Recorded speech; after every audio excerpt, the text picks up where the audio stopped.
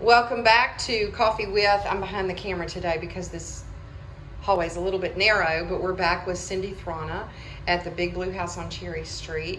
And this is the best kept secret in the house because there's like this whole hallway full of unbelievable story. Do you remember how excited I got about it? This was the last thing you showed me the first time I came. Probably because you're a quilter and it's like a quilter's dream or like a crafter's dream, or because there's all this storage all the way down, which would have been for linens and, clothing and whatever the case may be. The last two closets are both cedar lined, which is great. This was a closet at one point, probably for another ironing board and stuff, but it's filled right now with a air duct for air conditioning and that is another cedar closet. There's one right here by me. And that's the coat closet for the house. Right now it's basically I don't know if you can see, but that is cedar lined. Yeah, and it's basically filled. I mean, there's a remarkably large closet. You don't really think of houses of this era having the kind of closets that this house has. The thing about these people, the officials that built this house, and when we start to talk about them as a family and how this all happened, they were very forward thinkers. You would have to be a forward thinker to build a home like this. And I said to people, why would you ever build this in like Vicksburg? And the answer is because you can. Yes. And the reason is when the Mr.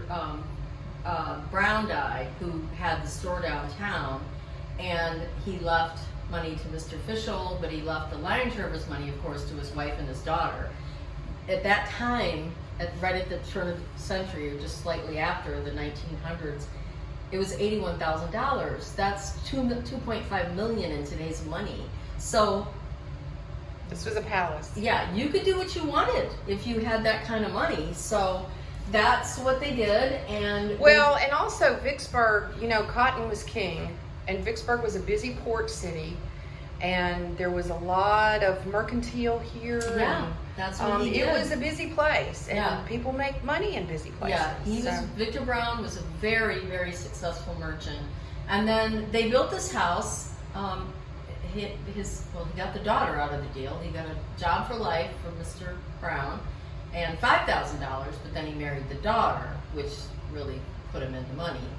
And unfortunately, he didn't live that long after she and her husband built this house. And people think there's ghosts here because he was laid out right here in the ballroom when he had his wake. That's how people did back then. But anyways, I like ghosts, so that's fine with me. Okay, so we'll go on down this hallway. Yeah. And these are the original floors with these teeny tiny little nails put into them. This section of the house, the floors have been redone by Mr. Parker of Goodwin Finishing. He's tremendous. So we have all these drawers and these cupboards, which are just cabinets of shelves. I mean, this is just, and I love all the glass doorknobs and pulls. And it's, it's filled to the brim now with dishes and things because we don't have a kitchen. So, and this will be one of our exterior episodes, but you can see all that paint peeling on that bay in the conservatory area. Yeah, and straight across there, let's see, I'm not doing so great. Right there, that window, that's that serving area, and that window would have been the hallway going into the kitchen, and that window is where the household help was ironing and doing household chores. Yeah, there. But we'll do an exterior. So this is the last bedroom down, and typically in the south, this would have been the daughter's bedroom because you would keep her at the back of the house, which you'd know her comings and goings. This is probably like the cleanest, neatest room in the house because we had to have some place where we could actually live and sleep. So this room, except for the window frames, which still have to be done, and then I will hang like real curtains. Are you going to strip those or just repaint them? No, I'm going to them? paint them. I'm just going to, clean them up, paint them like a cream color, and then... And would all this woodwork have been painted at that time? I don't know, but I think so, because even when I got into this other little bathroom that's here, there was like, that bathroom was pink and blue, and when you get down underneath, there was like a sort of like a blue and white washed color. So they did paint woodwork. It's not that they didn't. It's just so hard to tell because this has probably had so many different lives. So it's hard to say, but you know, it's just going to be a cream color. This has been done, so that's all done. We just didn't finish the. So tell us what that looks like. A big cushion over there leaned against the wall. Oh, that's a back cushion to a daybed thing that I own, and I had that custom made for the daybed. Where's that going? Do you know? I don't know. It may end up in the ballroom somewhere. Yeah. Because I'm going to put some, neat, sort of plush seating in there with lots of pillows and things like that. The pictures that I've seen of that ballroom from, I don't know, I think it was when Mrs. Feld had it. It was funny. They really didn't know how to really deal with that room.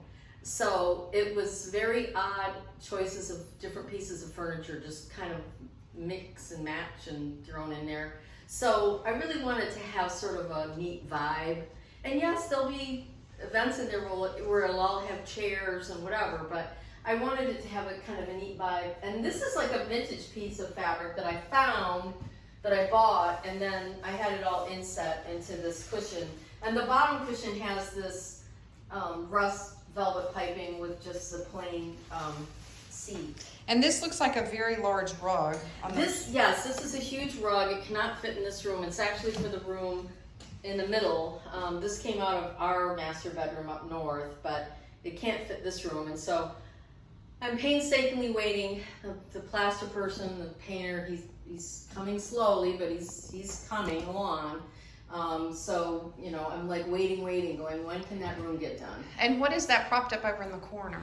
That is picture rail. And picture rail sits at the top of the molding, the very top, and goes all the way around the room. This whole house would have had picture rail, and over time it was stripped. And it was used for? Hanging down your pictures, because with this type of house, with this lath and plaster, if you bang a nail into it, it's gonna explode. So all of your stuff will be hung down on chains or decorative cordings of some kind, and that way too, if they needed to be dusted or whatever, they would be taken up and down. So all of that is picture rail, and I keep ordering it from McCoy's, and because they don't carry it, and so they're very happy to keep ordering it for me. But all of the rooms that do not have the picture rail, it'll all be added. And then that way it'll look, and that the other thing about that is then you gain that space that's from about 12, I'd say like 8 feet tall and above, and you typically would treat that differently. So right now I'm just trying to get these rooms painted in some semblance of order, but they will all be wallpapered. I've already purchased for this room a William Morris wallpaper that would have been printed at this time in history, and so every room will be papered. So you wallpaper up to the picture rail, and then beyond it you would typically pick a different wallpaper and different borders and things. You didn't leave any surface non-decorated, basically, and basically even the ceilings really would have been decorated, but for now I just painted this ceiling like a pale pink. But this whole room will have different types of papers, border papers, and then once you have all the carpets and the linens and everything in place, it will feel more like it would have felt back then. Yes. And so, it is really a labor of love, I must say. I keep buying the wallpaper even though I'm not ready, but I have it. Well, when you see it, you need to get it, right? Yeah. Okay, we're going to make everybody wait until next time to see the pink and blue bathroom. Good idea. So we're going to cut this off here, and then we'll do another episode with that really precious bathroom. Yeah, I love that bathroom. Thanks. Y'all come back. Alrighty, bye-bye.